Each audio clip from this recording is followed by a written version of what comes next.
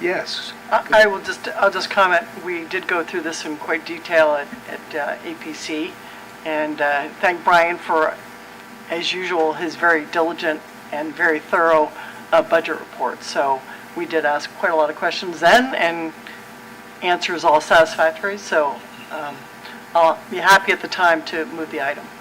Okay. Commissioner Unrich. I would just echo that, being an APC. And what Brian was explaining, we all caught that we're not spending money on the Caldecott Tunnel, but it's because of our allocation formula of how we assign cost and things like that. So it's not going Caldecott Tunnel. That project is done and over. This is really complex. If you're here for the first time, none of us have a budget like this. And the reason why is if you really want to look at year over year, you just look at our staff and administration cost. Everything else is project driven. There's lots of projects, those costs go up, and they're all proportional, and they all have a source of funding. Our biggest key factor is staying for all that administration, essentially our own operating cost, although some of our staff are also assigned to outside projects because they're working on the project.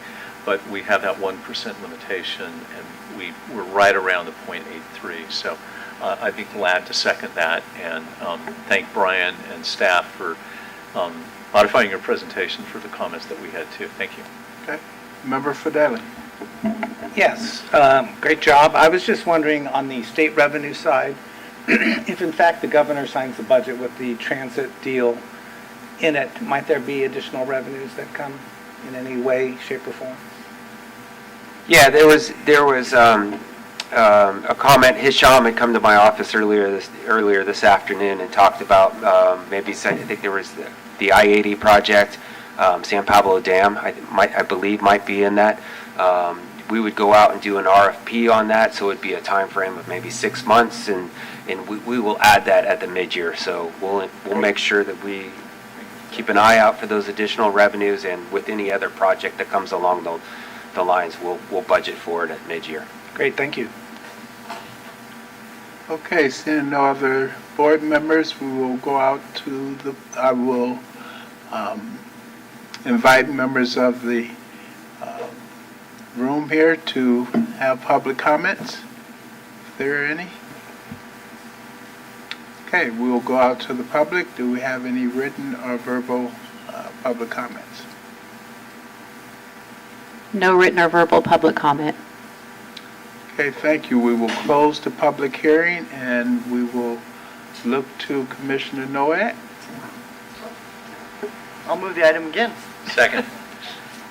Okay, we have a motion by Noack, second by Honorich. Terry Ann, can we do a roll call? Commissioner Carlson? Aye. Aye. Commissioner Fedeli? Aye. Commissioner Haskew? Aye. Commissioner Kelly? Aye. Commissioner Meadows? Aye. Commissioner Nowak? Yes? Commissioner Sauce? Yes. Commissioner Stuffer? Yes. Commissioner Thorpe? Aye. Vice Chair Arnrich? Aye. Chair Glover? Yes. Motion passes unanimously. Okay, thank you all.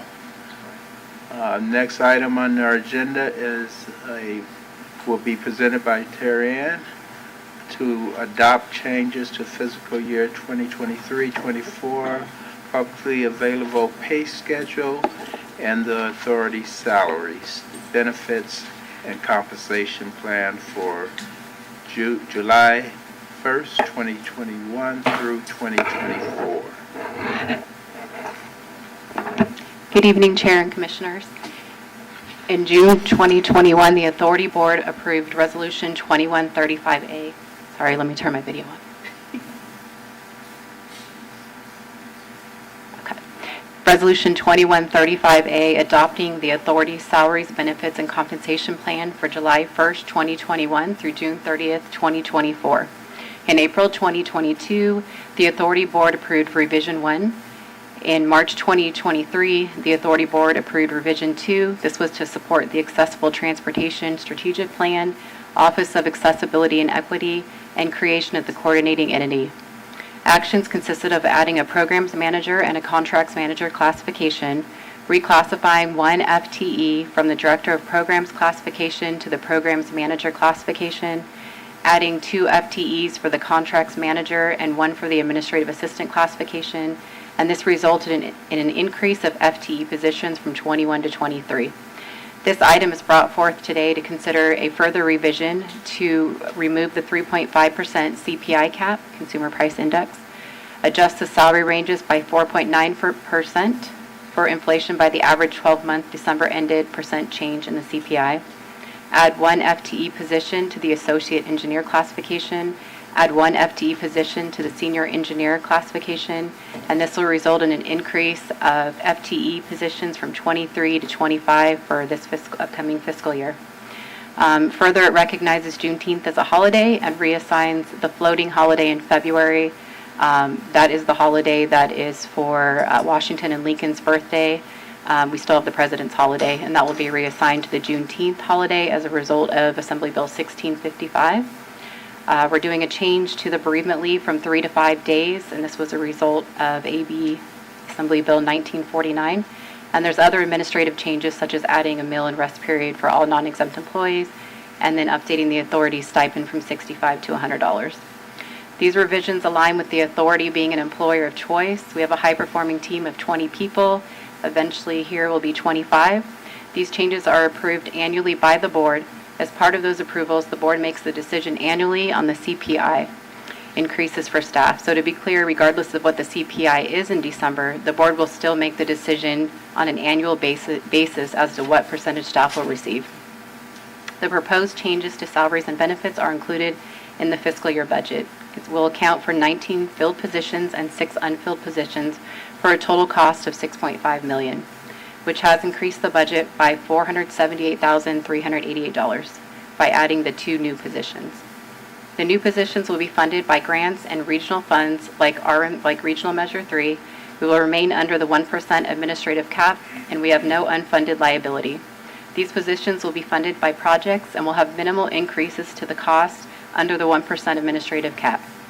Adding these positions will support the projects department with additional grant-funded projects, Regional Measure 3 grant-funded projects, and local agency support, and allows for succession planning for funding and programming requirements. We will have the capacity to take on additional support for local agencies such as the San Pablo Multimodal Corridor Project. If approved, recruitments will be conducted internally with the intent to fill them this fall. Staff seeks approval of Resolution 2135A, Revision 3, which will amend the authority's salaries, benefits, and compensation plan for July 1st, 2021 through June 30th, 2024, to remove the 3.5% CPI cap, adjust the salary ranges effective July 1st by 4.9%, add 1 FTE position to the Associate Engineer classification, add 1 FTE position to the Senior Engineer classification. This will result in an increase of FTE positions from 23 to 25, recognize Juneteenth as a holiday, and reassign the floating holiday in February to Juneteenth, change the bereavement leave from 3 to 5 days for eligible employees, and approve other administrative changes as noted in the compensation plan. That concludes my presentation. I'll answer any questions that you may have. Thank you. Thank you, Terry Ann. I'll first look to our board, see if there's any comments or questions. Commissioner Ahn. I'd just make a comment that, again, this was at APC. And just, again, historically, there was this cap that we thought we were wise in the past.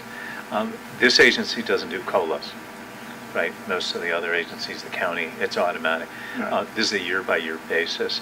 Obviously, the last year was a unique year, and we wanted to have the board consciously make the decision.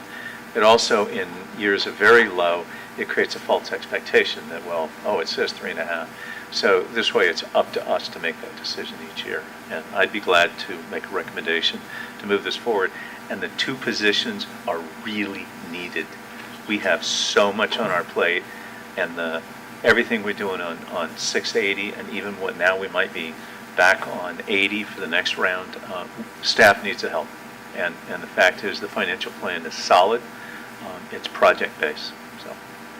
Yeah, it's great when it's project-based and it's grant dollars. Any other comments from members? We'll now go out for public comment. Is there anyone in the room today that wishes to address?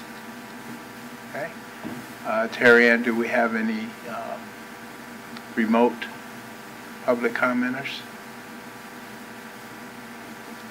No public comment, written or verbal. Okay, thank you. I will turn to Commissioner Arnrich, I understand. Yeah, I'd be glad to make a motion, and just a big thanks to Terry Ann, to you, your work with Brian on this, and particularly to Tim on the vision that's built into this. So this isn't just a financial solution, this is a vision of our future. So pleased to make the motion as it's been presented tonight. And, Second. sorry. Okay, I'd like to second it, and I just want to say, Noel, I completely agree with you. You know, CCTA often acts and works like a private firm, and having a COLA for this increase, I think, is warranted. Okay, we have a motion by Arnrich, second by my colleague over here. Is there roll call vote, please? Commissioner Carlson? Yes. Commissioner Fideli? Aye. Commissioner Haskew? Yes. Commissioner Kelly? Yes. Commissioner Meadows? Aye. Commissioner Nowak? Yes? Commissioner Sauce? Yes. Commissioner Stepper? Yes. Commissioner Thorpe? Aye. Vice Chair Arnrich? Aye. Chair Glover? Yes. Motion passes unanimously. Hey, thank you, good job.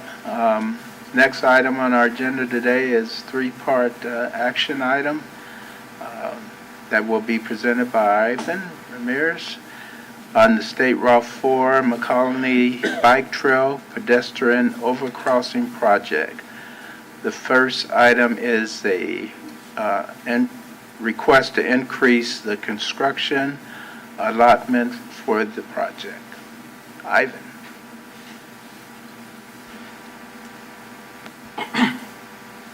Yes, good evening, Chair, Commissioners. Ivan Ramirez, Director of Construction. And these three items that I'm going to talk about are all action items. But before I do that, I wanted to give you a brief update of where the project is right now. When I came over here a couple of months ago to talk about this project, give you an update. Progress was kind of limited. There was a lot of issues that related to construction that I'm going to talk about. Actually, I gave you a presentation about at that time. But since then, given that the weather's cleared up for us and a lot of the issues have been put behind us with the contractor, progress has been actually remarkable. And I just wanted to give you a couple of pictures that you might, so you can see by yourself. So everything that you see there that is white, that's concrete. The contractor went ahead in the last couple of months, form and pour what we call the stem and soffit, and then on top of that, they went ahead and poured the deck. So progress is very good. I know some of you, if not all of you, get a notice that we're going to be closing Highway 4, and that's actually a safety measure the contractor's doing. They don't necessarily have to close it, but when they're going to pour concrete, they just say, let us shut the freeway down, and let's do it in the safest way possible. And as you can see, I mentioned briefly last time about the challenges coming up ahead, and I talked to you about that kind of like a hairpin turn that we have to achieve, where it has a lot of tolerances in both slopes going down and sideways, and the contractor is actually working on that right now. It still remains a challenge, but they're making progress. And I just want to say that we're working very well with the contractor now. They're advancing the project. They're keeping a safe environment and a clean site. So it appears that we have turned the corner as far as this project is concerned. So with that, I'm going to talk about the first action item where we, as you may remember, there was a letter of no prejudice. They originally funded the project by $11 million. And when I came to you last time, we knew we were going to need additional money to finish the project, and we requested authority to get an additional $2 million of letter of no prejudice from MTC. We went ahead and proceeded with that, and they actually gave us the $2 million. So that occurred last month. There was an action that they took last month. So with that, we're coming back to you today and asking you to increase the construction allotment of the project to $10,202,000 to $170. Originally, the allotment that you approved was $8,626,589.23. So, so that's the action that we're requesting, that you approve the construction allotment increase. Thank you, Ivan, and it's great to see that all that cement now. Is there any board comments or questions on this? And just make a clarification, just so it's really clear. We already sought the 2 million, so and MTC gave us that, so the 1.57 is out of that 2 million that we already did because we anticipated that. That's it. Thank you. Okay, any remote commenters?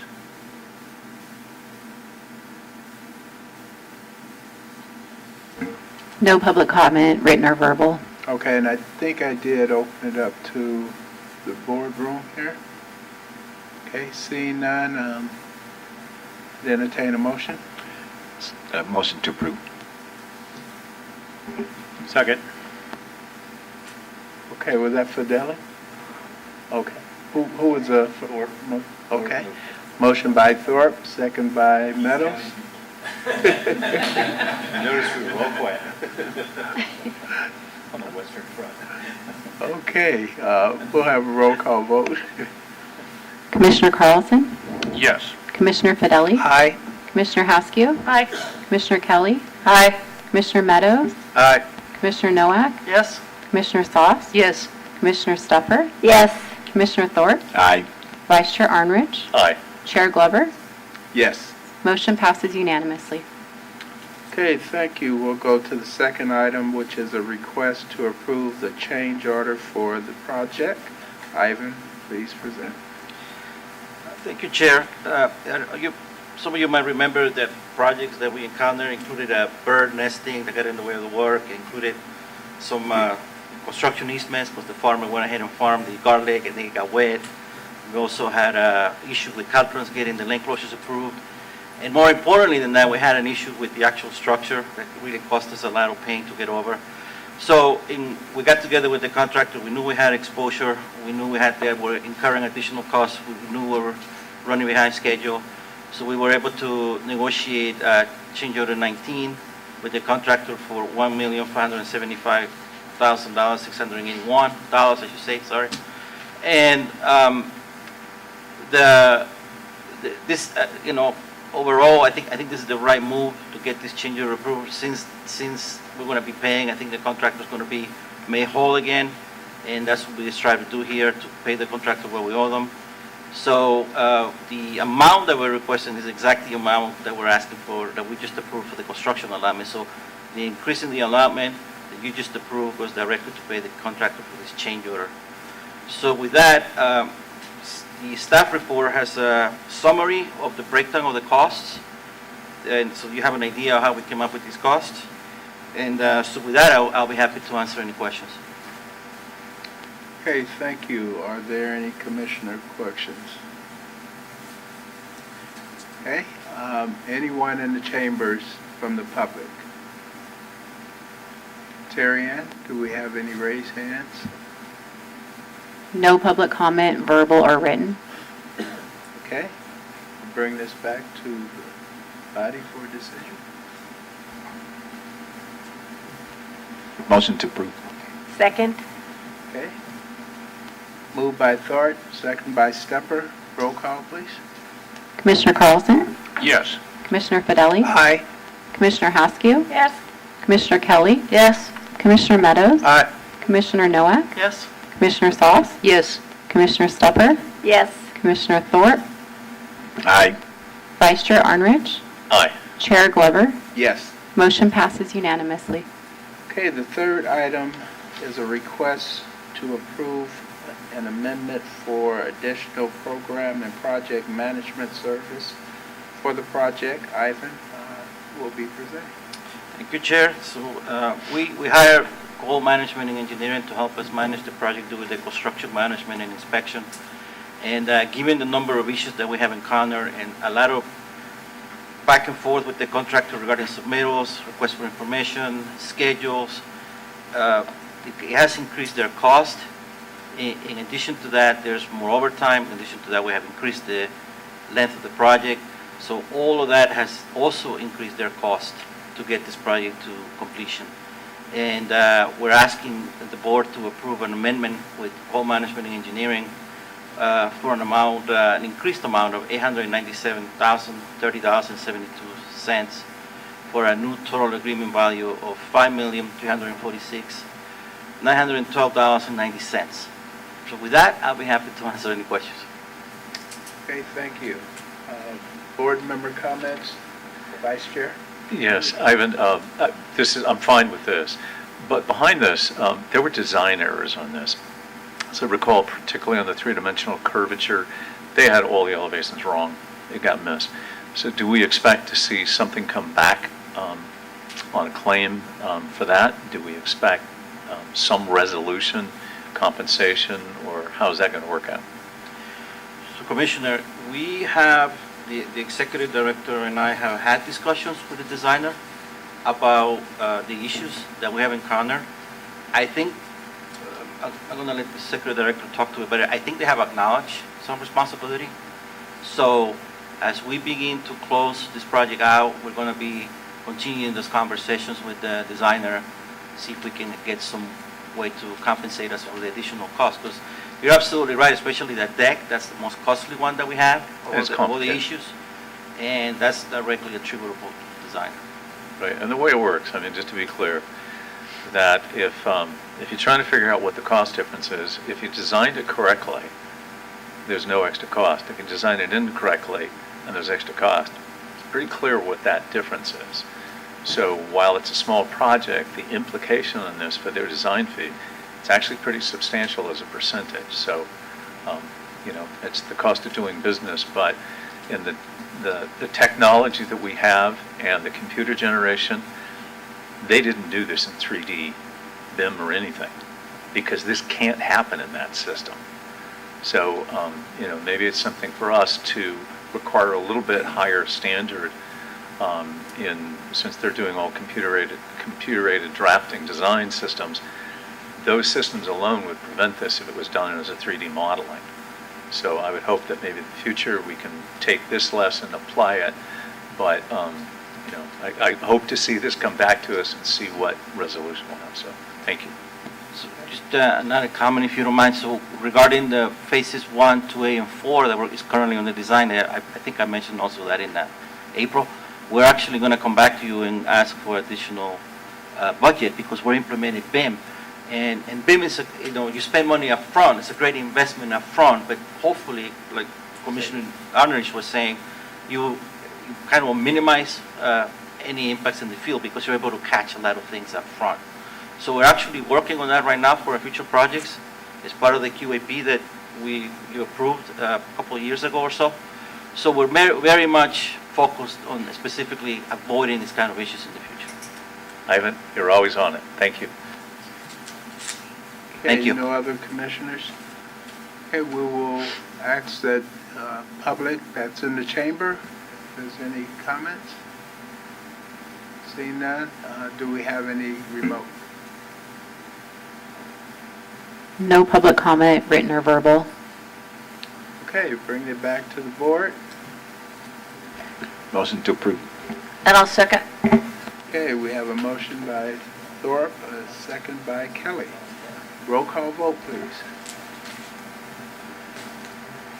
Commissioner Carlson? Yes. Commissioner Fidelli? Aye. Commissioner Haskew? Yes. Commissioner Kelly? Yes. Commissioner Meadows? Aye. Commissioner Nowak? Yes. Commissioner Sauce? Yes. Commissioner Stepper? Yes. Commissioner Thorpe? Aye. Vice Chair Arnrich? Aye. Chair Glover? Yes. Motion passes unanimously. Okay, thank you. We'll move to our next item, which is an informational update that will be provided by Stephanie Hu on the East County Dynamic Personal Micro Transit Project. That's a mouthful. Welcome, Stephanie.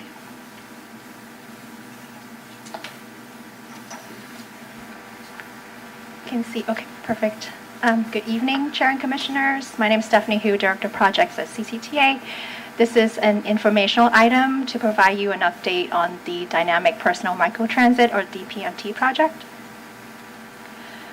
The DPMT project is a closed microtransit system consisting of a fleet of small personal driverless electric vehicles operating on demand in a dedicated guideway, either elevated or at grade. Each ride is to be ordered per party, so there is no ride sharing. The rider will order the ride via an app or at a kiosk that will take them where they need to go without any intermediate stops. We aim to have the system to be run on a financially sustainable model, so the cost of each ride would be comparable to what people pay for transit today. The project aims to tackle these transit priorities in East County, improving transit experience for the users, providing transit services that have equitable access, supporting economic development in East County by increasing mobility, preparing the future of transit technology, showing the public the benefits of transit to encourage mode shift and transit use, and improving connection to transit. Some advantages of DPMT are that the potential to generate economic development in the East County. The DPMT vehicles are to be zero-emission vehicles, so that supports the climate goals that the state has to reduce GHG emissions. It will provide greater transit accessibility for the disadvantaged communities in East County, and it complements fixed route transit as a potential first mile, last mile connection. It can be constructed cost effectively given its small footprint, and each ride is on demand, and it's a private ride, so the ride experience is personalized and safe for the users. In 2021, the East County cities and the county collaborated and conducted a feasibility study to assess the viability of a DPMT project in East County. The study assumed Glideways technology, but we know there are other technology vendors that can implement a DPMT project. The study developed a conceptual routing plan and also evaluated the feasibility of attracting private financing and public funding to deliver the project. And the study determined that public-private partnership, or P3, would be or could be feasible. Some key parameters that we're looking for the DPMT project are that the system be operated on demand with short waiting times, and that DPMT is a personal ride, so each ride is for one party to get them from point A to point B, and then there may be potential of having the flexibility for the users to choose to pick up other riders if desired. The system is to be fully autonomous and operated with zero-emission vehicles. Since we'll be pursuing federal funding, the elements in the system will need to comply with federal Made America rules and also ADA accessible. We're looking for a system with smaller vehicles that are fully separated from traffic with dedicated space, and it would need to be operating in both directions separately, and it can be operated at grade or grade separated. The technology can be different than what was assumed in the feasibility study. In terms of delivery, since the completion of the study, Tri-Delta Transit and CCTA staff have been collaborating on how to deliver the DPMT project using design, build, finance, operate, and maintain P3 model. We conducted an industry outreach day in February of last year, which had really good turnout, and we received some useful feedback from the industry. With the feedback, Authority and Tri-Delta staff refined our delivery strategy using P3 model that includes procuring a developer team. And last July, the Authority Board and Tri-Delta Transit executed an MOU that defined roles and responsibilities of the two agencies, including collaborating to advance the project using P3 if it's financially feasible, develop procurement documents, and jointly negotiate contract with a P3 developer team. So the DPMT project is part of the new CCTA 4.0 vision that our executive director had laid out a few months ago. The vision builds upon the innovative framework that our agency has already established and aims to expand CCTA's role to include operations and maintenance countywide. Similar to the Presto Shuttle and Innovate 680, the DPMT implementation will expand CCTA's role in the O&M world, or in partnership with Tri-Delta Transit for this project. The authority and Tri-Delta will be managing entities and partners on project implementation.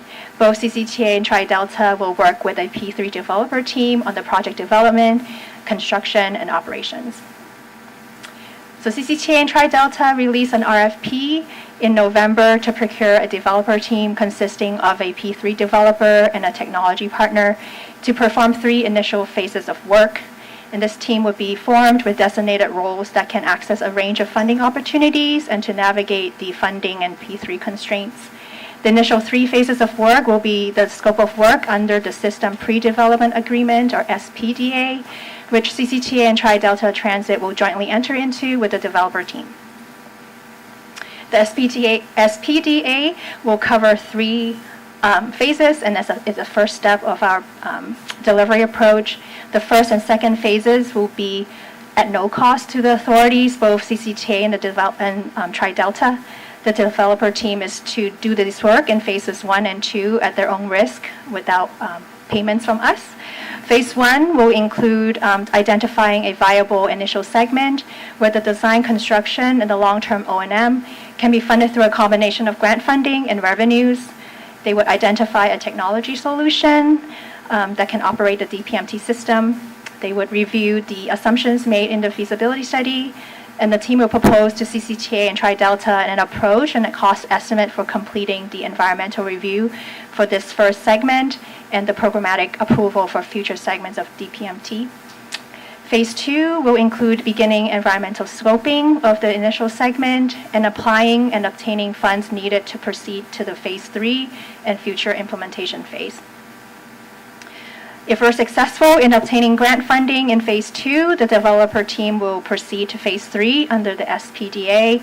Phase 3 will be grant funded, and the work includes advancing the design of the initial segment to 30%, including system engineering of the technology that will be used and identifying right-of-way needs, completing CEQA and NEPA clearance for the first segment or initial segment, and conducting investment-grade ridership and revenue analysis. The work in these 3 phases, again, is covered under the System Pre-Development Agreement, or SPDA, and that will be executed by CCTA Tri-Delta with the selected team. At the end of Phase 3, that's covered by the SPDA, and if the initial segment is still determined to be financially feasible, we will enter into a second step where the authority and Tri-Delta will negotiate with the developer team and execute a System Development Agreement, or SDA.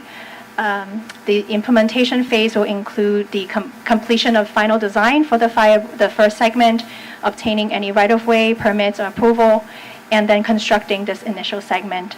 And the negotiation of the SDA may include future segments of the DPMT system. So because this is very specialized work, and this is alternative delivery with P3, we've had several rounds of one-on-one meetings or negotiations that were held with prospective developer teams after we released the RFP between November and May, where we sought input from the prospective teams about our delivery structure, phasing, and also get comments from them on the draft RFP and SPDA. Some major discussion points were first developing a work plan that outlines the responsibilities for the authority staff and also the developer team, and also who will take lead on some key activities. There were also discussions about the no payments to developer team for phases 1 and 2 work. Both CCTA and Tri-Delta were very firm on this because we do not have any funding for the project at this time. And so to be clear, again, Phase 1, Phase 2 does not cost the authorities anything. The developer team will be taking those tasks on at their own risk. And even if we are successful in getting grants to advance to Phase 3, the authorities will not be paying work done in Phase 1 and Phase 2. First, because grant funding that we would hopefully get for Phase 3 work would be for Phase 3 work. And then also grant funding isn't normally, doesn't allow us to pay for work that's already been done prior to grant award. And also, if the authorities terminate the agreement, there will also be no payments for Phase 1 and Phase 2. Another topic that we discussed was the request for exclusivity by the prospective teams to mitigate the risk. This request was not a huge one, huge risk for the authorities. So the authority ends the contract for any reason. We will not undertake another DPMT project in East County for 12 months. This lowers the risks for the developer team and then also signals to the proposers that the authorities are committed and serious about advancing the project with the selected team. Lastly, there were discussions and confirmations about the authorities' commitment of staff time on the project. Again, because the developer team is working at risk for the first 2 phases, they want to be ensured that our staff, CCTA staff and Tri-Delta staff, are going to be actively engaged on the project. So with the comments we received through these one-on-one meetings, we were able to refine our procurement documents, and then we issued refinements to our documents through several addenda. So looking forward in terms of timeline, the proposals were due June 2nd. We're wrapping up our major procurement activities this week, so I will not go into the details of the selection of the team today. We will be seeking concurrence and approval of the SPDA from the Tri-Delta board next week. Staff will come back to this board for execution of the SPDA in July, and the Tri-Delta board will execute the contract after we execute next month. And with that, be happy to take any questions. I wanted to acknowledge Brent Butson. He is our P3 attorney from Kaplan, Kirsch, and Rockwell. He's on the call in case there are questions that he may be able to answer. With that, that concludes my presentation. Okay, thank you, Stephanie. This is really exciting stuff. So I'll turn to my colleagues. Board Member Shepherd. Thank you. It is exciting. Everybody at the conference wanted to get in that car and see how they looked in it and how they would ride. And so I'm just going to limit it to that overall view. So I know that, I'm kind of representing San Ramon here too, and that they had a little delay in the Bird project because the scooters weren't where they needed to be and how many you needed to have at one point in time. So what happens with these cars? You've got Danville with 45,000 people. How many of those do you have to have around to be able to have 5 people go to the doctor or school at 10 o'clock in the morning? Do they have several of these? Because it's a personal vehicle, right?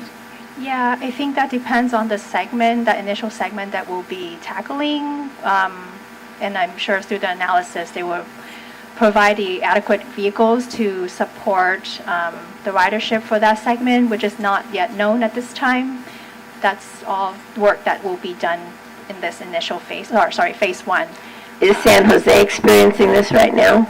They're also in the development stage, right? Yeah, With not Guideways? familiar with the San Jose project and where they are at. I'm just looking for somebody maybe that's tried it yet, or are we first? Yeah. We're usually first. Well, yeah. All right, Stephanie, I think thank that you. project is an airport. So my concern it's is not quite the as same. having enough to service so that people want to keep taking the service. Yeah, That's no, all. I think that's part of the analysis, and as they study that first segment, to, of course, have enough vehicles to serve the ridership. Tim? Thank you. Maybe I can just add, so what the way the system's preliminary development will be laid out is based on user requirements and quality of service. So basically what will happen is the system provider or the operator would have to provide whatever number of vehicles are required to meet the user requirements. So for example, as we go through our analysis, and this will determine on how it'll actually pencil out from a funding and revenue standpoint, cost to revenue standpoint. But let's say, for example, we want to make sure we have headways of, every 10 minutes, in the system, right? So based on analysis and based on demand, they would have to provide whatever number of vehicles, whether that be 100 vehicles or 200 vehicles, right? And that'll all be determined on how you pencil out the operating cost versus the revenue when we go through this kind of initial phase to make sure it's a feasible project in Phase 1 before we actually move to subsequent phases. And they're fixed non-variable routes. Fixed non-variable routes, yeah. Oh, okay, thank you. They can't change. Thank Okay. you. Board Member Noet. I just had a question. I heard the concern on not funding for Phase 1 and 2. Were we happy with the number of proposals that we received from developers? We're still in the, I'm hesitant to say because we haven't wrapped it all up, so that's why we were hoping this was informational item to prepare you all for the next month's action. Okay. I thought they were due by June 2nd. That's They're why I due, thought- yeah, they were due June 2nd. We met to panel and evaluation, so, yeah. Okay, so you're not quite clear. Yeah, what otherwise we would have taken real today proposals for we have. action. So if I could answer that question next month. Okay. I'd No be- public information this time, because we don't know. Just thought I'd ask, thought the deadline was over, so I just thank didn't want to get ahead, just in case. Yep, But, all right. I will remember your question and we'll answer it next. I'll ask again otherwise. Happy to then. Thanks. I just don't want to run in trouble with any laws. Okay, Member Fidelli, Yes. and then Kelly. So personal means one? Meaning Not a just singular party, like I can get a ride with two people? A I meant couple? single party, sorry. Family of four? Yes. What about a bike? Yeah, there will be room. Room for bikes? Yeah, I've seen pictures Okay. with one, I One think bike? one bike, not a cohort. And I saw the East County, is there a proposed route at this time, or is this just a general? Yeah, the map that you saw was from the feasibility study. Along where? It was to connect any of the key. Right by your house? Okay. Sure. Commissioner Yeah. Thornton's house. It was connecting major activity centers and schools, but they have not, it was a concept. So parallel following BART too? They can, There is no, huh? there is no definite No defined definite route right but now. this could be a first and Yes, last. Okay, yes. okay, great, thank you. Member Kelly. Stephanie, thank you for your presentation, and this is very, very, very exciting. And these little DPMTs, they'll run on their own track, so to speak, right? Yeah, their own glide pavement, designated, a dedicated space, not shared with mixed flow traffic or. Right, and then there won't be traffic crossing No, over their yeah, glide. They would lane. need to either find a way to go over or under. Okay, and I know we're just in the beginning stages right now, but do we have any idea how long Phase 1 and Phase 2 might take? You mean in time? Yeah. Yeah, we anticipate to be 6 to 9 months, understanding that developers are doing this for free at risk. We couldn't go on forever, so, Okay, so not 5 years, right? no, I mean, I don't. Yeah, we're all we can anxious to see sustain this that. sooner rather than later, so. Yes, of course. I think we also need to, in that time, assess financial feasibility, of course. But yeah, we don't anticipate phases 1 and 2 to be years. Right, and as I understand it, if this actually gets produced, that people will be paying for these rides, right? It's not Correct. going to be free, it's not like Disneyland. Correct. Oh, Disneyland. Oh,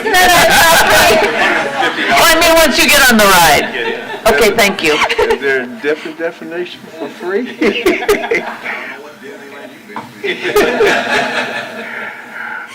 Okay, any public members in the board chamber? Mr. Olson? Thank you. Bruce Olson, East Contra Costa's Mr. Bicycle. I have two concerns. Number one, we don't want to lose any existing bike lanes to the dedicated glideway. And number two, there aren't that many utility corridors out there, and we have paths on many of them. These paths are used by mothers pushing baby carriages and fathers trying to teach their 5-year-old how to ride a bicycle. I cannot say right now, we don't want to share the utility corridor. I cannot say that. But the faster these. I think it shut off, Terry. It tarried on. It shut off. It was on and it just stopped. Battery's dead.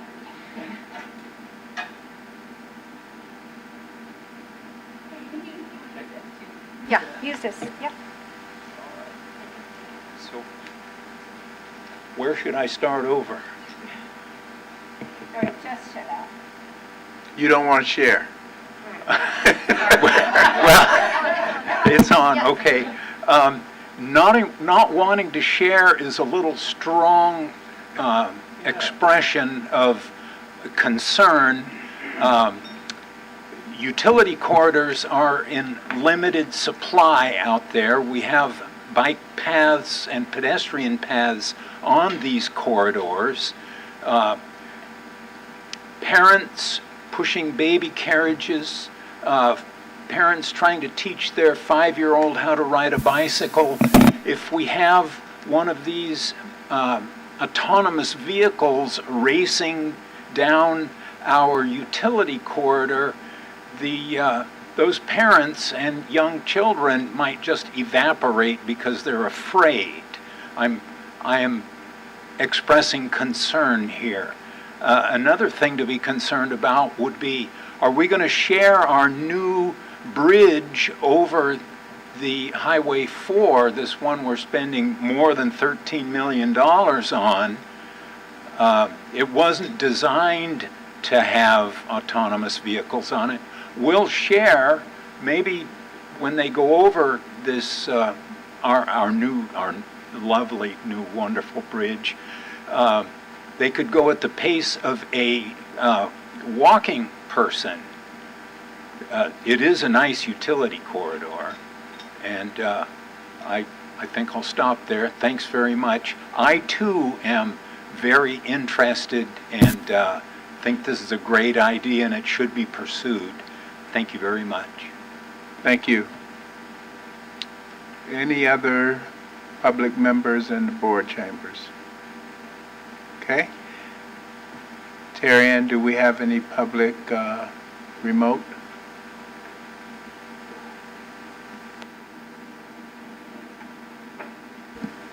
No public comment, verbal or written. Okay, thanks again, Stephanie. This is a informational item, so there's no action. We'll move to the next item on the agenda, which is also an informational item from the Planning Committee to be introduced by Matt Kelly on the San Pablo Avenue Multimodal Corridor Study, Phase 2. Welcome, Matt. And I think you have some guests. I do. Thank you, Chair Glover. Good evening, Authority Board members. Matt Kelly, Senior Transportation Planner with CCTA. I'm very happy to be here tonight to present findings from the San Pablo Avenue Multimodal Corridor Study, specifically Phase 2, but I wanted to give you a little background before I turn it over to our presenter on the Phase 1, which started back in 2017. CCTA and WICTAC, our Regional Transportation Planning Committee out in West County, decided to partner with Alameda County Transportation Commission in order to conduct a study of all modes on San Pablo Avenue. It's kind of the main street through West Contra Costa and Western Alameda County, and look at how we could best facilitate as many modes as possible, but really focusing on active transportation, bikes and pedestrians, as well as transit, and how we could provide better access to those modes, as well as move them where they want to be in the corridor a little easier and faster, hopefully. So the Phase 1 work was led by Kimley Horn. I have Adam Dankberg from Kimley Horn here today. They did all the work for both counties. Once we did that initial look at the corridor, looking at existing conditions, what does it look like today, what is it going to look like in 2040, and then how can we improve those 2040 conditions. So once we kind of took that initial look,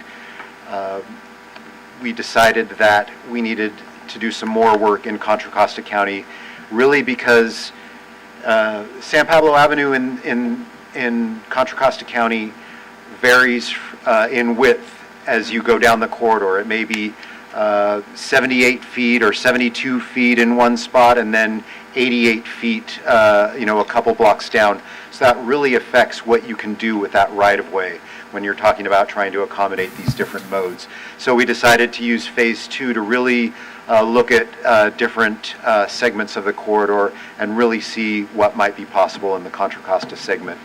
And so we've now completed Phase 2.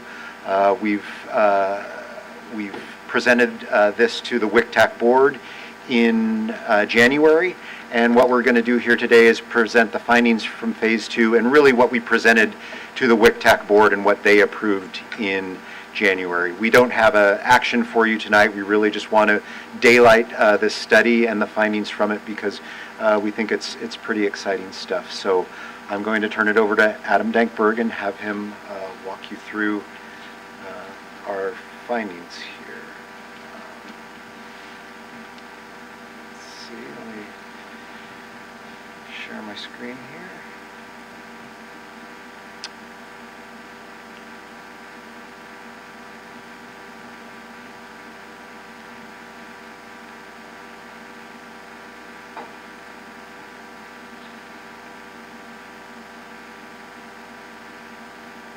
There we go.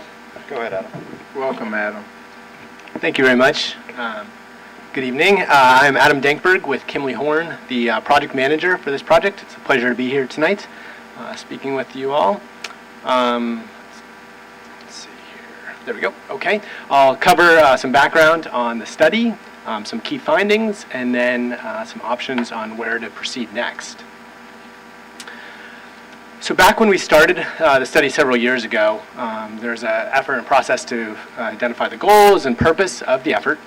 So some of the key items include accommodating growth and supporting economic development in the corridor, improving the quality and comfort of trips and particularly safety for all users in the corridor, and promoting equity and equitable transportation options in the corridor.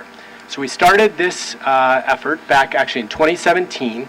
The corridor study extended all the way from the southern limits of San Pablo Avenue in Oakland to Hilltop Mall in Richmond. It was led by Alameda CTC, but there was close partnership with WICTAC and CCTA throughout that process. It was a multi-year effort where we did existing conditions analysis, concept development, some modeling, and we actually had a couple rounds of public engagement and surveys. At the conclusion of that effort, Alameda CTC felt like they had some clear direction and understanding of where Alameda County wanted to proceed. But as Matt mentioned, there is less clarity in Contra Costa County because of the variety and conditions in the corridor, both in travel behavior as well as geometric conditions. And so this effort was developed to really focus more on the Contra Costa County portion before deciding what to proceed with next. So some of the elements that we looked at in Phase 2 include the geometric feasibility of different options, looking at parking and bike lane implications, a particular focus on safety and identifying near-term solutions. We looked at traffic implications, and we had several presentations with the WICTAC board as well as the various city councils along this corridor. It covers the cities of San Pablo, Richmond, and El Cerrito. So a brief background for those not as familiar with the corridor. There actually is quite frequent bus service today. So south of McDonald, there's buses every 7 minutes in this corridor, so quite a bit of bus service. There are some bike lanes, but only in short stretches of the corridor. But one of the challenges is for pedestrian circulation. There's some long gaps between safe and comfortable crossings in this corridor, particularly in El Cerrito. And one thing that we found actually early on in the project is that a lot of the people using San Pablo Avenue don't have a destination or a trip origin on San Pablo. They're just passing through. 80 is busy, and they choose to get on San Pablo Avenue because they think it'll be faster. And so there are some opportunities then in terms of how to reuse the space, maybe to discourage some of that pass through, and also to try and convert some of those auto trips to transit. Some of the challenges in the corridor are associated with that congestion. So in that chart on the right, the red portion of the bar chart, and this shows total travel time for the bus, the red portion is the time the bus spends in congestion. And you can see it actually spends more than half of its time stuck in congestion and not even moving or at stops. And what we found is if you do nothing on this corridor, that amount of traffic delay will increase by 69% by 2035. And so conditions for the bus will worsen as well. The other major issue is safety. So there are 293 injuries or fatalities in a recent 5-year period. 73 of those involve pedestrians or cyclists, including 3 fatalities on this corridor. And so that really underscores the need for looking at solutions to enhance safety, particularly for those most vulnerable users. The bus system is well utilized today, a total of 12,500 daily bus riders. This was pre-pandemic. About half of those are in Contra Costa County, so sort of the adage of, maybe it's just the Oakland people or the Berkeley people on the bus. Actually, there is quite a bit of bus ridership in Contra Costa County in this corridor. There are more riders on the 72 series that operates on this corridor than any other AC Transit route, and about 14% of the entire system ridership. We wanted to underscore some of the key equity components of this corridor. Over 3/4 of the passengers are non-white, over half make less than $50,000 per year, and almost 100%, 93% of the study area is within a quarter mile of an MTC designated equity priority community. So a lot of considerations for that in this corridor. So we looked at a variety of options of how we could improve transit on San Pablo Avenue. And there's a wide suite of options ranging up to bus rapid transit, which is sort of the catch-all for many of these enhancements. We did several presentations to the WICTAC board about some of the different options and configurations. I won't go into all that here tonight, but there are a variety of strategies and solutions for improving transit in this corridor. If you were to proceed to what would be considered bus rapid transit, there are a couple different options to do so. One is center running bus lanes. The picture on the left is Van Ness in San Francisco. So that may look familiar. Picture on the right is actually the recently opened Tempo BRT in downtown Oakland.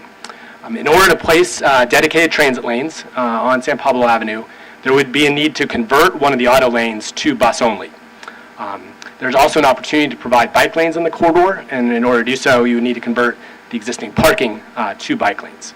So you could put the buses in the middle of the street, you can put the buses on the side. There's a lot of trade-offs between those options, but either way, it would need to require converting a travel lane. So a couple of the key findings that we found as part of the studies, first focusing on transit. We found that providing these dedicated transit lanes would provide very significant benefit to travel time. So 30 to 45% benefit in travel time for the bus and bus riders. Center running does perform a little better than side running, about 10% faster. However, side running is easier to implement. Just fewer implementation challenges, easier, faster to implement, can be used by a wider variety of bus routes. But center running does provide some additional benefit for providing both bus and bike on this corridor because it's a bit more efficient use of space. So what we heard when we gave this presentation and went through all the trade-offs with the WICTAC board and the various cities is there was widespread support for enhancing transit, the concept of enhancing transit, but there was mixed feedback and reaction in terms of, do we go big, center running, big, large-scale project, or something smaller, more near-term. And there's also some concerns about the impacts of a bus-only lane, whether it be on traffic or access. So definitely some mixed reaction. In terms of bikes, we found that bike lanes are feasible to be implemented, but it would require parking removal, as I had noted. Parking is currently very plentiful and not particularly well utilized in most of the corridor. But the nature of the corridor is changing over time as more dense development comes in. One thing we flagged, though, is providing a protected bike facility here would still result in a high level of traffic stress because there's so many right turns, there's so many driveways, so many intersections on this corridor. So what we heard on the bike topic is also mixed reaction, but more so on whether bike facilities should be on San Pablo Avenue itself and dedicate the space on the avenue for it, or if bicycle facilities should be on parallel streets. Portions of the corridor have good parallel streets that could be used, portions do not, and there was some concern about the removal of the the parking for the bike facilities. And then finally, pedestrians. There was a lot of concern that we heard around the safety conditions on the corridor. There is some particular concern raised for elderly and mobility impaired pedestrians on the corridor. We had identified some specific safety improvement opportunities, and those were really well received. There's a lot of support we heard from all the cities and the board in terms of the need to improve pedestrian safety on this corridor. So in terms of next step options, first, before diving into what can be feasible in Contra Costa County, many, as we've gone through these presentations, found it to be helpful to understand what Alameda County is doing on San Pablo Avenue, just south of the county border. So Alameda County is currently advancing, Alameda County Transportation Commission is currently advancing 3 projects on San Pablo Avenue.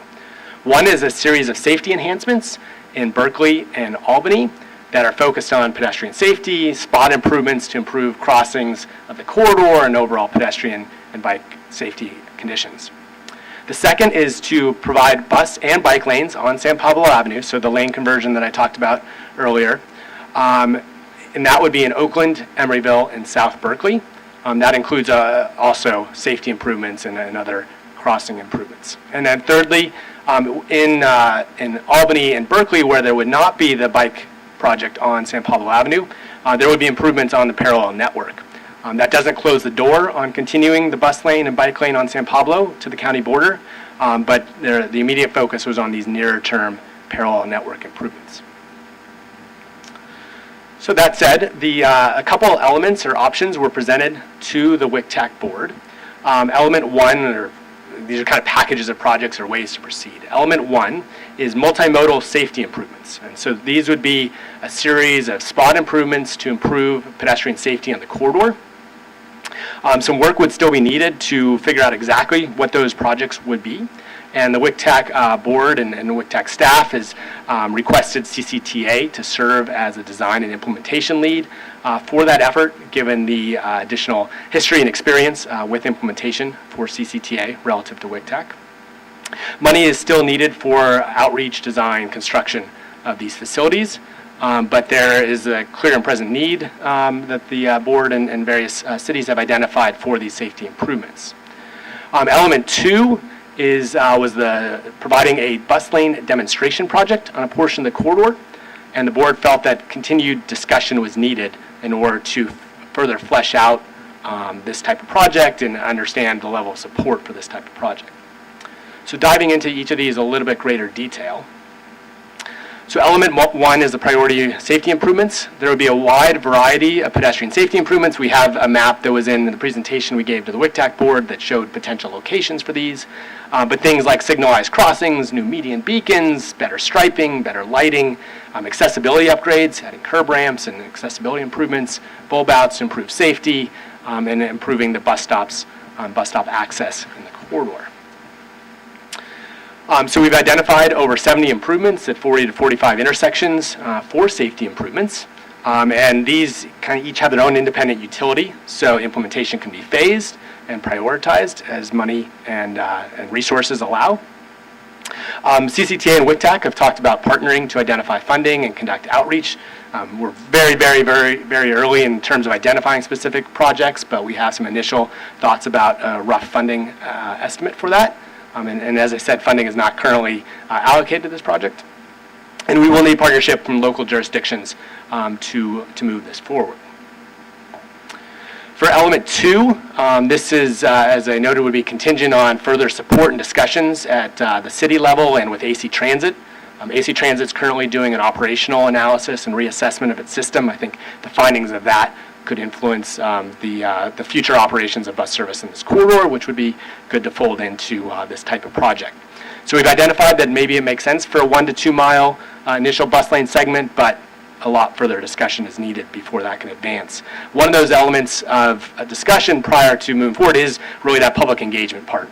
It's been a bit since we've done public engagement for this specific part of the corridor, and so further public engagement would be beneficial to identify the exact nature of the project to advance. And that actually concludes the presentation. Happy to answer any questions. Thank you. Thank you.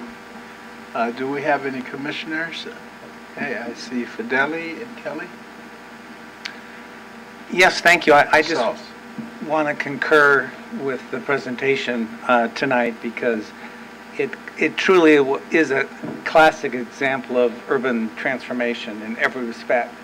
Every city is different, every mile is different, the widths are different. There are 2 BART stations, we have parallel bike lanes, so the needs are complex in every way we can imagine. Go bold is one theme, do many safety projects was another, but one thing everyone could agree with at WICTAC was on safety. So we appreciate the safety priority here first. And I want to thank CCTA because on Friday, WICTAC will be approving its work plan, which includes continued discussions with CCTA on how we can work together to make safety in our lifetime better on San Pablo Avenue. Because for El Cerrito, it's our downtown. and that's not, so taking away parking is detrimental to our businesses. Every city has a different concept. So thank you for continuing this, and thanks for the effort of CCTA. Appreciate that. Okay. Board Member Kelly? Yes, Mr. Dankberg, nice to see you in person. I've seen at WICTAC, I've seen your presentation several times, and I want to congratulate you for all this work. I mean, this quarter is kind of a monster. You know, in terms of everybody wants everything on San Pablo Avenue. It's a major arterial. AC Transit runs their rapid bus up and down. It's used quite a lot. Safety is a big concern, and so I concur with Commissioner Fedeli that safety is of the most important thing to do right now, absolutely. As I have said at the WICTAC board, as far as element number 2 and what might come after that, I think we have to really listen to what AC Transit wants and is willing to do. And I think we also have to pay attention to Alameda County Transit and see if they want to run some kind of BRT side or center, whatever they decide, because we can't do something that's completely different from what they do. It would just be too difficult. And I must say, I do have some concerns, and I've expressed this before, about bike lanes on San Pablo Avenue if we have a whole lot of these other elements put in. I'm really concerned about safety. So we'll see what happens, but thank you for your work on this and trying to make it clear to all of us. Member Sauce? Thank you, Mr. Chair. Adam, thanks for the presentation. This is my first whack at this project, so I am impressed by the scope and complexity of this and the number of agencies that are involved. So congratulations on herding the cats. I have a couple questions. One is I want to echo that the safety issues seem paramount because the statistics that were collected as part of the study are a little bit horrifying. And I think if we mean what we say with Vision Zero, we really should go after the safety improvements. My second question goes to what does current conditions mean? When were they assessed? Because with COVID and with the changing in people's commuting and travel habits, it begs the question, well, are the statistics on the cars current? Are the statistics on the need for on-street parking current? Can you just help me understand when that snapshot was taken? Yeah, so we have data from a variety of periods. A lot of it was pre-pandemic in terms of some of the bus information and the vehicle volume information. A lot of that was pre-pandemic. Parking information was pre-pandemic. The bulk of the study was done kind of while patterns are still evolving, but while recovery from the pandemic was still occurring. So some of the safety data is more recent in terms of collision history and whatnot, but a lot of the kind of parking vehicle information was pre-pandemic. And yeah, we do recognize you raise a good point that patterns have changed out of the corridor. And does the sort of incremental approach that appears to be being taken kind of address that we'll be getting data in real time? Yeah, and I think we're still early on in this project, and so as part of that next phase, we would recommend is we're prioritizing certain spot improvements to do a deeper and refresh dive into some of the data to make sure that we're focusing on the areas of greatest need. But there's really an opportunity to do that as part of element 1. And then, if I may, just ask one more question, and following up on Commissioner Kelly's point, the issue of bike lanes. I mean, I didn't see, and I might have missed it, what the data is on the use of whatever bike lanes there are now, what the anticipated use would be, because I would think that would go to the question of, does one even consider putting them on San Pablo, or thinking about a parallel path, which from a stress standpoint seems more desirable? Yeah, so the bike lanes on the corridor today are very discontinuous, and many of the ones that exist would not be comfortable, except for the most fearless of cyclists. And so I wouldn't suggest reading too much into existing usage of the bike lanes today. City of San Pablo has a project that they're hoping to advance to improve their bike lanes in their city. El Cerrito has put in some new facilities, but it's a bit hodgepodge and different location by location. We found that really the southern half in Contra Costa County has a really good parallel facility. The East Bay Greenway or some of the other parallel streets do provide a parallel facility. But then once you get to the northern portion in San Pablo, and up by Hilltop Mall, there really is no parallel street at all. And so I think the bike solution is going to really warrant a kind of segment by segment look to figure out the best solution there. Okay, thank you. Member Arnridge. Well, I'm not from West County, but I'm old enough to have actually seen the Key Train system still run on the Bay Bridge. I'm not old enough because it stopped in 1948 on San Pablo, but the tracks are still being removed when I was a kid. And it's like we're trying to rebuild that system. The reason why it worked so well, it was dead center, fixed tracks. You know, Richmond to downtown Oakland. You could go to Berkeley, take University Avenue. You could either go to the campus, or you went out on the pier, caught the, like my uncle did, he'd catch the pier and go teach college in San Francisco as he rode the ferry across. I would just make one recommendation, and the reason why I preface it, what was there, and for those of you that live there and work there, your challenge, and you've said it as a consultant, you need to have one system that goes point A to point B. Right now, there is a hodgepodge. Everybody has their own idea. And if you don't come up with one solution, you're just going to make it worse. It's a mess. You can't use that road for much of anything because everything changes as you go along. And what used to make it work, it was so consistently designed. It was one idea, one theory. And I think we all know in transportation, whether it be multimodal, the more consistent it is, the more successful it is. You've got a lot of street width. There was this huge median that was put in, which is where the tracks used to be, and there's a lot of trees in there. You know, don't forget, as you redo this, one of the things that hurts that corridor, it's the visual beauty of it is missing in a lot of places because there's no street trees.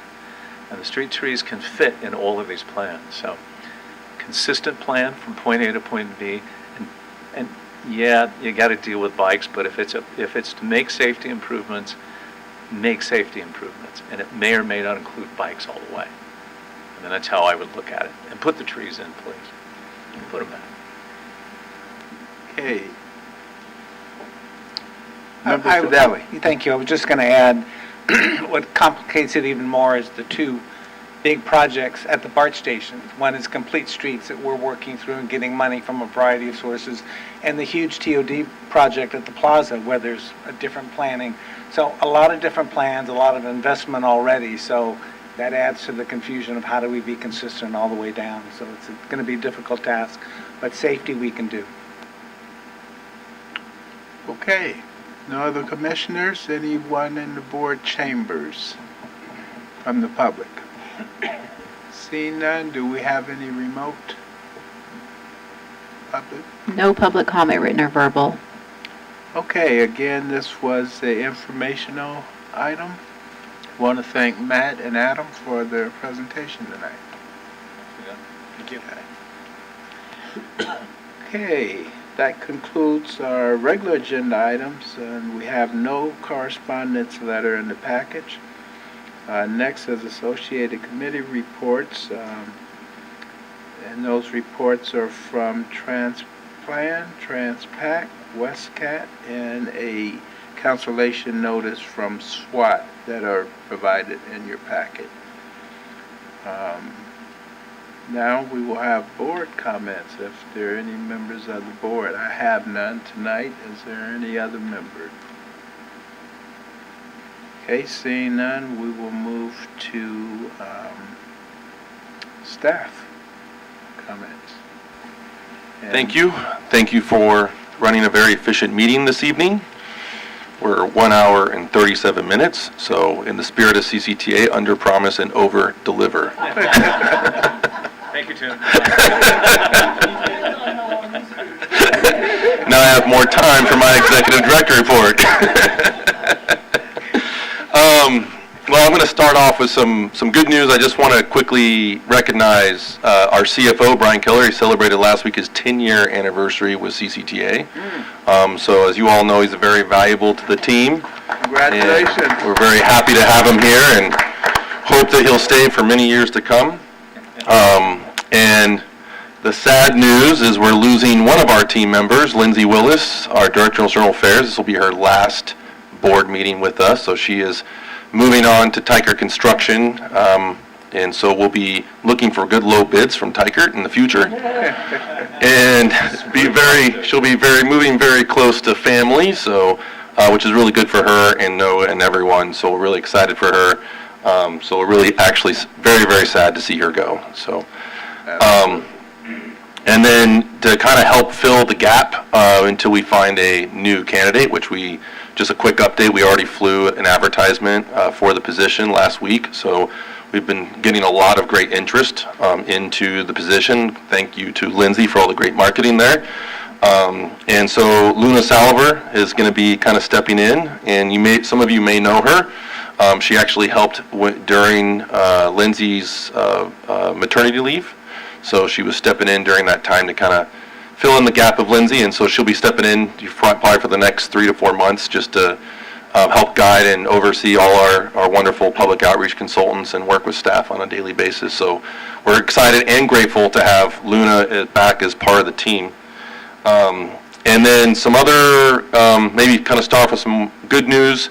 I know you've heard me talk about the On the Patio podcast, so that has been officially launched. So we are now doing a campaign, so you can actually go to anywhere you want to get your podcast, Apple Podcasts, anywhere, and download the podcast. There's 4 episodes now, and lots of good information in there about CCTA, and it's actually been a really good tool for me and for us to really kind of promote CCTA to the general public. And I know it's been getting a lot of likes and followings already, so really excited about that. And then other good news, I sent an email on this, but we did receive another grant. So a couple weeks ago, the award announcements came out for a trade corridor enhancement program. So we got $19.7 million for the San Pablo Avenue, or San Pablo Dam Road. And so we're excited about that because it can move that project forward, and it's really critical. And it's a really clear safety issue with the low vertical clearance with the trucks, as well as some major safety concerns around the interchange with the very closed abutments at the shoulder. And so it's very narrow through there. And so we're excited to move that project forward. The other thing that also happened is we worked closely with UC Berkeley to submit on a Center of Excellence Federal Highways grant. So we're really excited about the opportunity there with UC Berkeley. Some project updates. We just in your packet, you may have glanced through them, but there's a couple of really good presentations in the consent items on Innovate 680 and also Highway 4 Vision. I know we were trying to kind of keep today as short as possible, saves time, so we've moved those to consent, but there's some really good information in there about some of the work plan items for the next 2 to 3 years on Innovate 680, very, very succinct, and then also the work we're doing on the Highway 4 Vision and Corridor Study. And then as part of Innovate 680, Stephanie, who and I are Director of Projects, last week actually went to Australia to visit 4 different states and 3 different Department of Transportations. And we were there to basically look at their Smart Freeway program. They have a very robust program in terms of really leveraging data and technology to really optimize their existing corridors. And so through this technology, they've been able to realize anywhere from 20 to 30% more efficiency in their corridors. I actually got to drive in one of the corridors in Melbourne on the M1. It has the same level of traffic that I-680 does. And the only place that we actually stopped was actually a freeway-to-freeway connector ramp meter, and everything else was free-flowing at 45 miles an hour during peak hour traffic. And so it was really exciting to see how they're really leveraging technology and optimizing their freeway system. What's also exciting, their operations centers, they literally had one person looking and managing their smart freeway components of the system. And so not only is it's efficient, but it's also efficient from a staff and resource perspective.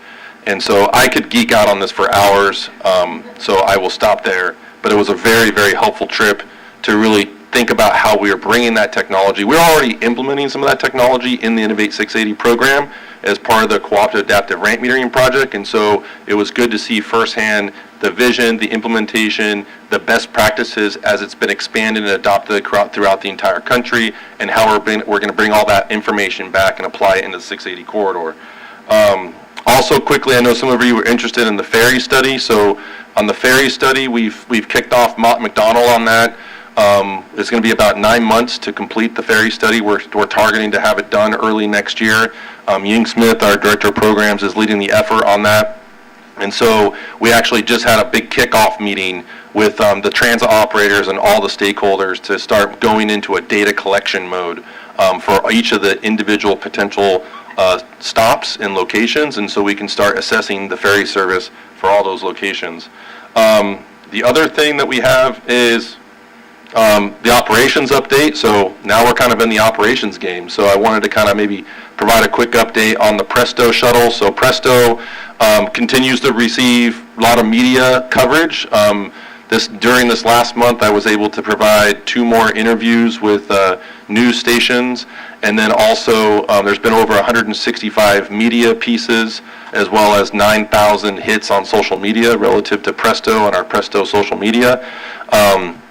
We've been, in the first 7 weeks of service, we've got about 300 riders, which averages about 45 riders per week. And just yesterday, we just had an official kind of open house for all the tenants in Bishop Ranch, so we're expecting that ridership to go up as well. And with operations, there always comes technical issues, I'm not going to lie. So we've been having some technical issues with some of the antenna communication, but also with some of the staggering of the vehicles with the schedule. So we're definitely keeping track and working with Beep to continue to optimize the service. We're also looking about adding another stop because of the demand. And so we're looking at adding another stop at the GE building. And so as we're kind of looking and evaluating, the team has been really focused on how we can make that, improve the quality of service there. And then also, something I wanted to mention in terms of operations, we've been piloting this transit signal priority project. So Hisham's been leading it. And so we just actually finished a test of that in 2 corridors in Concord and Walnut Creek, and so we were able to successfully prioritize the bus through an entire corridor and all the traffic signals. And that was using a cloud-based system that was communicating to the buses and their CAD AVL systems, and then directly to the software platforms that were controlling the traffic signals. And so by using a software approach, it's a cost-effective approach. We don't have to add hardware to the buses or hardware to the traffic signal controllers at every intersection, and so we're doing that as a pilot right now. And I think, I believe, how many intersections has Sham total for that project? 66 intersections total that we're looking at for part of that project, and that's going to be part of our broader smart signal program in terms of learning how to prioritize transit buses through these traffic signals. And then lastly, a couple administrative items. I'm thinking about having a board workshop in late September, early October. That'll be just board only. I know the last board workshop last September, we invited the city managers, the trans operators. This will actually be kind of a board only invite workshop to kind of address some of the things that are coming up. And so Terry Ann and Emily will be reaching out to you in terms of starting to kind of securing some availability and dates in late September, early October. And then also, Emily was the guinea pig. She went to Walnut Creek and tested out this new headshot vendor. And so I know there was an email that went out. So if you've got a blank face on our website, I encourage you to go get your headshot. And that way we can get your smiling faces all on our websites. So that's it. It concludes my report, and thank you for the opportunity. Okay, thank you, Tim.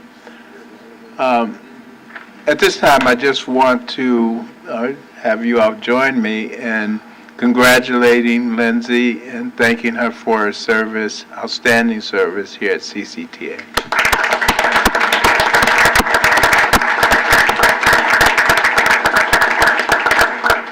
And in that same vein, we want to welcome Luna back.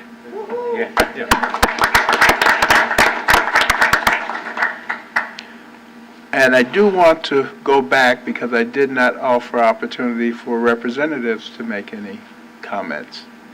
No? Okay. Thank you. So now I guess where we're at is closed session.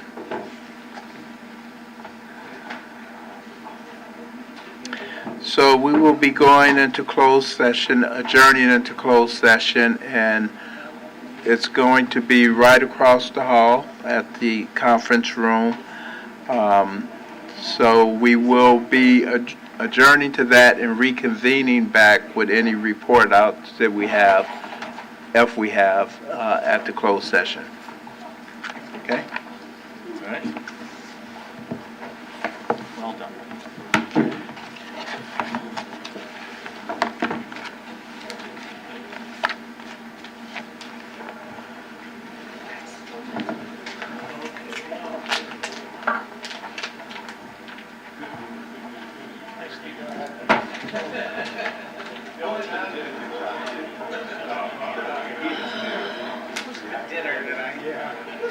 Huh?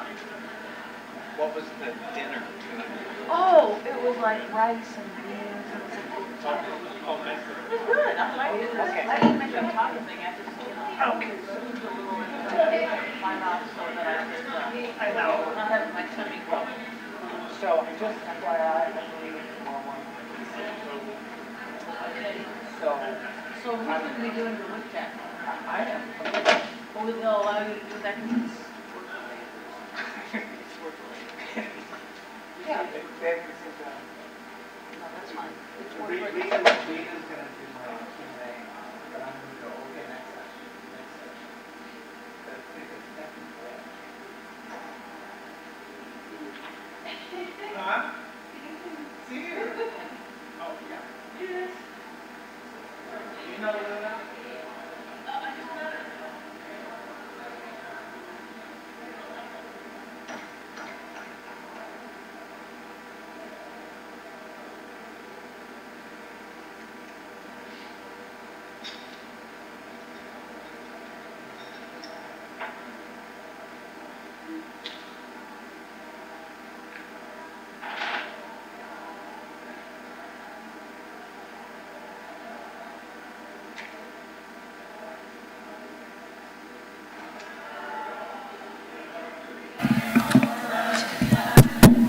Now it works. I told him I need to go home. I'm feeling terrible, so I'm gonna miss the closed session. I'm not gonna bust the quorum in. Okay, well, better. Thank you. Oh, no, thank you. Oops.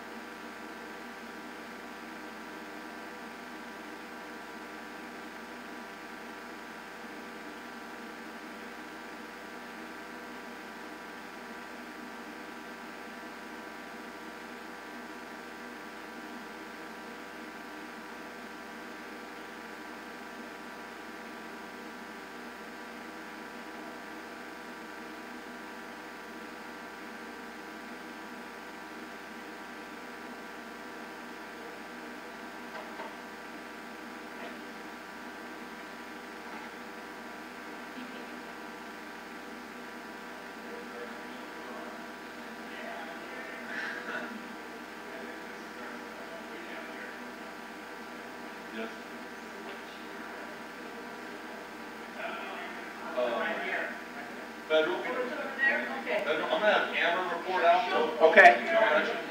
Okay, no problem.